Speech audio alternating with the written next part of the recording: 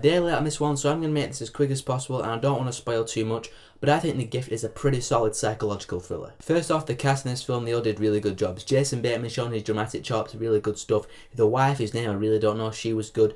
But Gordo the weirdo, I mean, whoa, where do I start with Gordo the weirdo? This guy, I mean, as soon as he comes on the scene in the first 2 minutes of the film, you're like, there's something off about this guy, something's not right about him.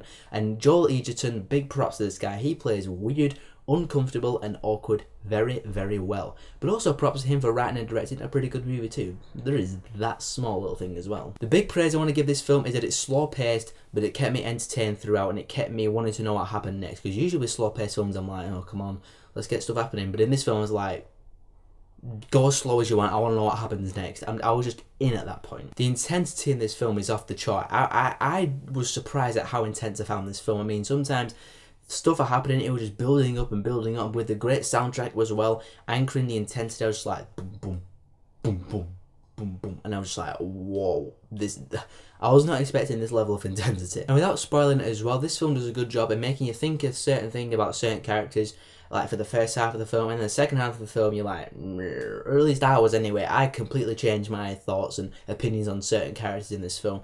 And that, I'm not going to try to spoil it too much, but it's a good lesson of like revenge, but also standing up against the bully and giving a bully a taste of his own medicine. Because if there's one thing I cannot stand in this world, it is bullies. So if there's one thing I love seeing in films, it is seeing a bully get a taste of his own medicine. In terms of problems I have with the film, there is some parts where, for example, the woman's like walking down the corridor, she's heard a noise and she's trying to find the source of the noise, so she's walking down the corridor, it's building up and building up, then boom, jump scare, the dog jumps up the window. I'm just like, don't go the jump scare out, please don't do this.